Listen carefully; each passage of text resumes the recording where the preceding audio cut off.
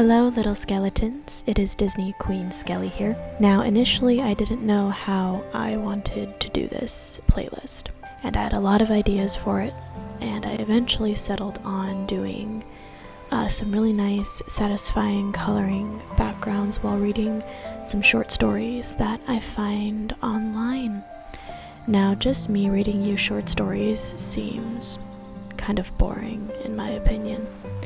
So I kind of thought it over a little more, and I figured since I'm not doing the looking back on DQS at the moment, at least for the meanwhile, I still want to give you some type of ASMR, and I figured why not do it this way. So I have found some drama short stories that I think we could enjoy. I did not really plan the length of this, so this playlist is going to have varying lengths of anywhere between maybe an hour to 10 minutes. Whatever your preferences are, it is here for you. So I hope you enjoy these dramatic stories, and if you get a little sleep from it, good night and sleep well. Here we go. This first short story is called Vegan Hamburgers, February 1st at 11:11 p.m. Wow, I cannot believe that just happened. I went to AJ's studio and almost walked out with the record deal. I was sober too. He started rolling a joint and offered me some, and I immediately said no. Last week I had drinks at Lighthouse Studios, and the executive was totally judging me when I got into my car. Anyway, AJ wants to record me. This sounds weird, but on the drive home, I swear I felt the presence of God or whatever in my windshield. I paused at a stop sign to see if I could bottle up the feeling. For a moment, I even forgot that Nora and I broke up. Hey God, it's me. If you give me this record deal, I swear I'll never drink and drive again. I'm gonna practice Heartbreaker for a little bit, then go to bed. Actually, I'm gonna smoke first. This is so fucking exciting. March 1st, 2020, 12:04 p.m. Awkward that the last thing I wrote about was AJ. Yeah, that fell through. Prick. I did kind of break my end of the deal with God or whatever, but it's been 2 weeks since my last drink. Some kind of flu kicked my ass for 14 days. I almost went to the ER. I did lose like 7 pounds though. Anyway, today is Vero's drag show, so I'm putting on my tight black dress, the one Nora loved, and meeting Sasha for brunch. I literally just got color back in my face though, so I won't go too hard. You know what? Maybe I won't even drink at all. Mocktails and water, baby. Did Nora really like that dress, or did I just buy it because I thought she would? March 2nd. I'm up. It's barely 6 a.m. I can't see because there's too much light in here, and my head fucking hurts, so this might be messy. I drank last night, or yesterday. Whoa, that was a whole day. Fuck, and I drove. Vero and I made it home, but where were we coming from? I remember Sasha ordering bottomless. I forgot to tell her I was taking it easy. That's on me. Fuck. I made Vero a burger at Joey's place. I said it was vegan? They ate it. Was it vegan though? I don't know. What if I just poisoned my situationship? They're hot and I care about them, and they're so vegan. Fuck. Just checked. The brand we had was vegan. Jesus. I also googled AA. There's one at 7:30 a.m. on Melrose. I'm gonna read a book till it starts. I feel anxious. Note to self, buy a fucking book. March 3rd, 1 or something. I took a chip yesterday. My stomach really hurts and I don't want to talk to anyone. I want to be alone. Everything feels loud and I feel dark. Like someone buried me.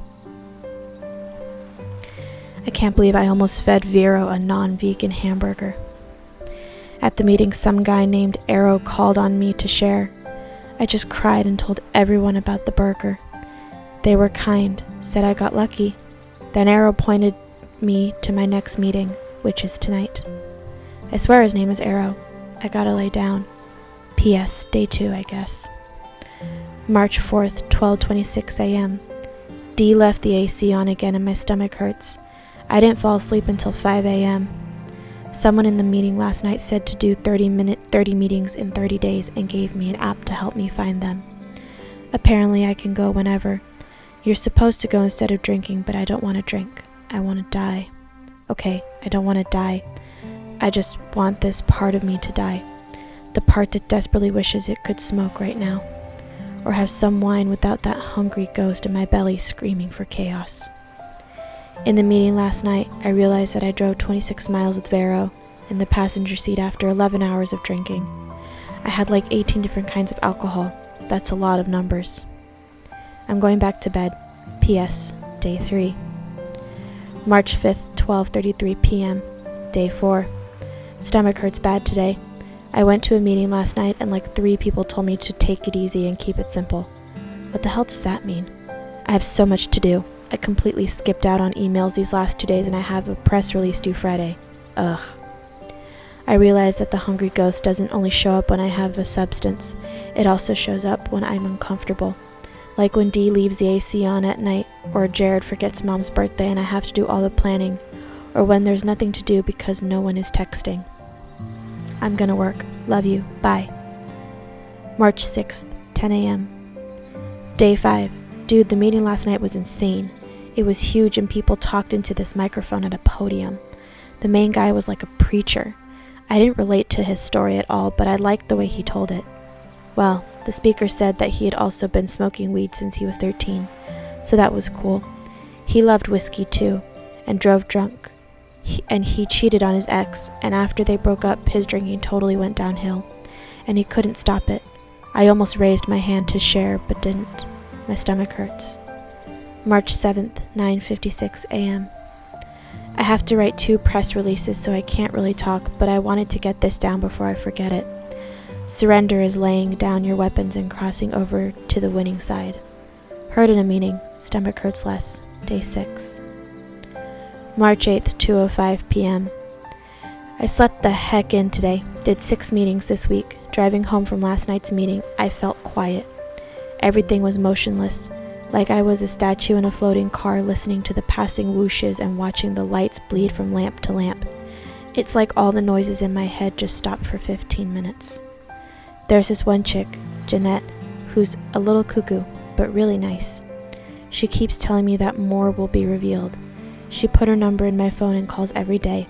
I don't mind it, though it was weird at first. There are other women who call me too. It's nice, but I can never remember who they are or what they look like. I'm saving everyone's names with the flamingo emoji next to it so I know they're from program. Day 7, still aiming for 30. March 9th, 11:03 a.m. So I almost drank yesterday. Nora came over. Yeah, and not for me, for Dee. Everything was fine, and then bam, Dee comes out of her room and is like, Nora's on her way here. Why did I ever introduce them? I guess after 3 years she probably would have met my roommate. I bet they spend all their time talking about me. They probably don't even like each other. She closed her door and I stayed on the couch, angry as fuck, staring at the 19 Crimes bottle on the shelf Nora and I built. I was fuming. I stared the bottle down like it was the last pin in a bowling lane, and then Ellie Flamingo called. Hey honey, how are you? I really want a drink right now, dude, I whispered. Okay, where are you, babe? In my apartment, staring at a bottle of red. I could have opened it with my eyes. Okay, is there somewhere else you can go? Her voice was gentle. Yeah, I can take a walk. I started walking toward Liquid Legend and relaxed at the idea of a glass of cold white wine on their porch. It occurred to me when I got there that might not be such a good idea. I stood outside for a while, hot as a cigarette. Ellie stayed on the phone with me, and I told her everything. Wow, I'm so glad you shared that with me. Sounds like you have a lot of fear around this situation. Thanks for listening. Of course, it helps me too. She told me how vodka and beer were her thing, and how her exes were triggers, how she feels so much better with 5 years sober. Jeez. We seem similar. We both feel like we didn't get the handbook to life, like everyone can tell we're faulty, pieces of shit in the center of the universe. Hey universe, help me out, would ya? March 10th, 12:09 a.m. Day 9. I met this girl named Kathy, 2 flamingos because she's nice, and she's been texting me my day count every morning along with a bunch of emojis. Today was all caps, day 9, with flowers, stars, and people emojis that had no business being in that text, but it made me smile. Mom called. I'm moving in with Oma.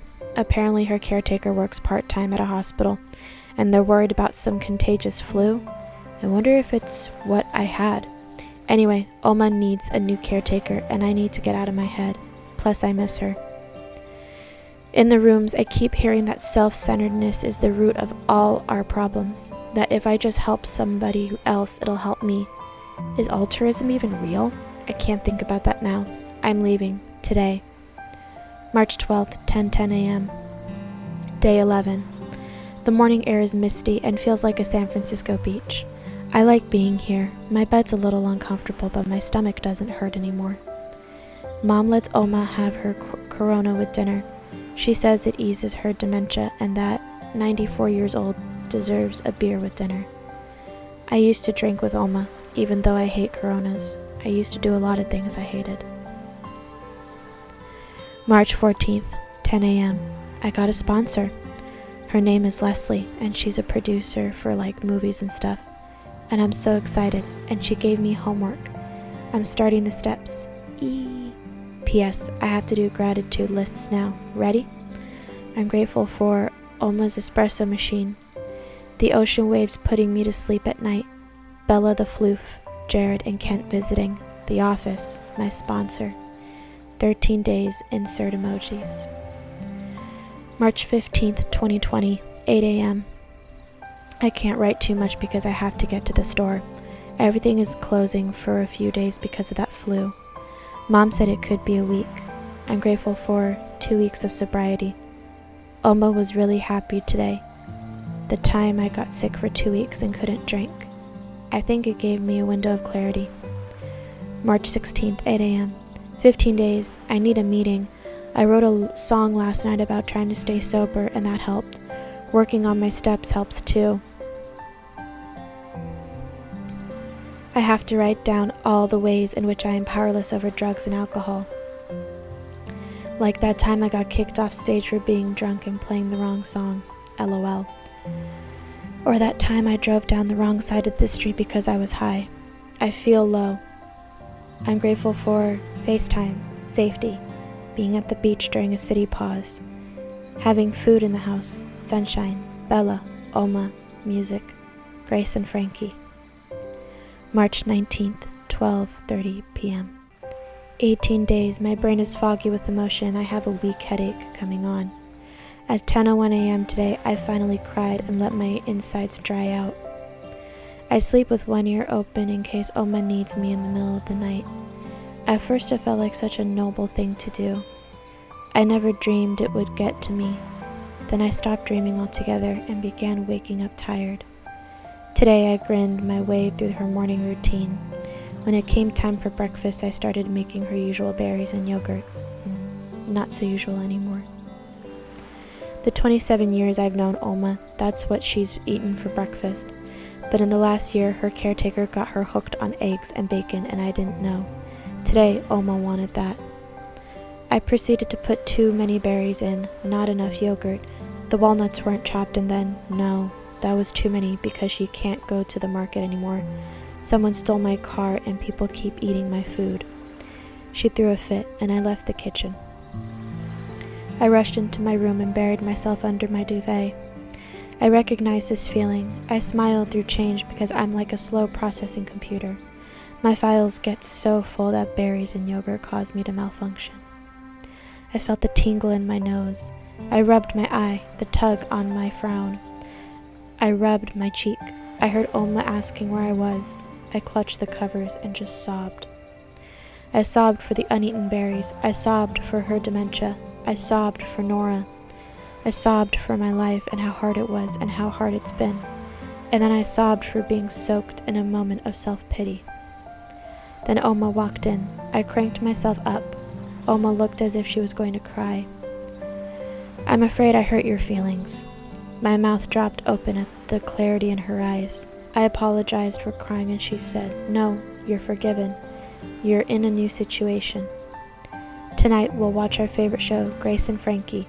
She'll fall asleep with the lights on and I'll shut them off, then tuck away into my own bed with one ear open. Tomorrow she'll forget about the berries, and this time I'm making eggs." March 24th, 7:30 a.m. Me. Oma, what's the meaning of life? Oma. Well, to give life meaning. I started an 8 a.m. Zoom meeting, and we meditated every day for 5 minutes. Sometimes I fall back asleep, but I'm really grateful for Zoom right now. Yesterday, something cool happened. I heard Oma calling me from her bedroom and went to attend to her, but first I paused. I stood outside her door and listened to the waves. I realized how much bigger than me they are, how even if I tried I could never stop them. Then something in me said, "Hey waves, this dementia thing is so much bigger than me. Will you help me help Oma?" And guess what? I found the right shoes and socks and sweater, and the afternoon flowed like a river. It felt like I had been given a handbook. Thank you. March 25th, 7:30 a.m.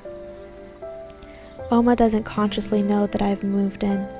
Daily I ask her if it's all right that I spend the night, that I'll sing for my supper. She always replies yes. Oma is such a good listener. I feel pure stillness when she lays there with her eyes closed, listening to me sing. When the song is done, she always looks at me like she remembers me. Music brings her back. It brings me back too. In the third step, we're supposed to find a higher power. I don't know if I deserve a higher power, to be honest, but mine would be the ocean.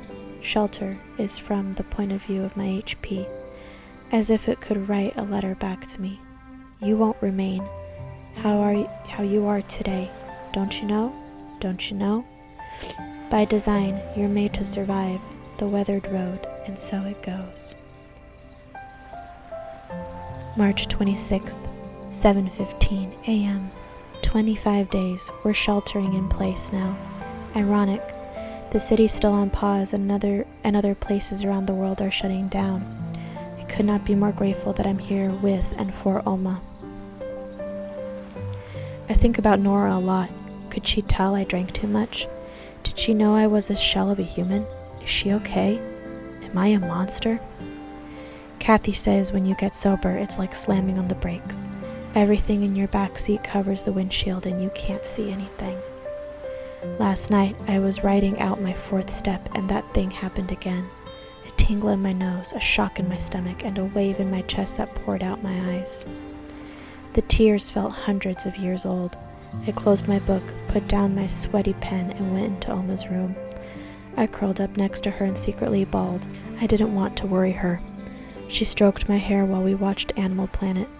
I felt HP. March 27th. Oma had a stroke. I caught her before she fell. I used my toe to call 911 and just held her until they arrived. Fuck. March 29th. 28 days. The nurse said we have to let her go now, so we brought her home. We're all sitting around her bed right now. Kent's got a drum. Mom is holding her hand. I can't stop crying. I keep looking at her bathrobe and walker like she's going to need them, so I try to help Mom, Kent, and Jared with stuff instead. Every morning I wake up in shock. March 30th. I think a lot about our last dinner together. She was staring out the window, and the blue in her eyes looked like watercolors. I asked Oma if she believed in a higher power. Well, I believe in how impressive the ocean itself is. It goes all around the world. It gets you out of yourself and into something bigger. March 31st. I'm grateful for time, Oma, dolphins, holding her hand as we say goodbye. 30 days. If you've had all you can take on your own, come take what's mine. Take yourself off your mind. Don't take on tomorrow alone. Let go, my child. Shelter here for a while. So that is it for today's episode. Thank you all so much for watching, and I'll see you guys next time. Bye, little skeletons. Please stay safe, and I love you guys.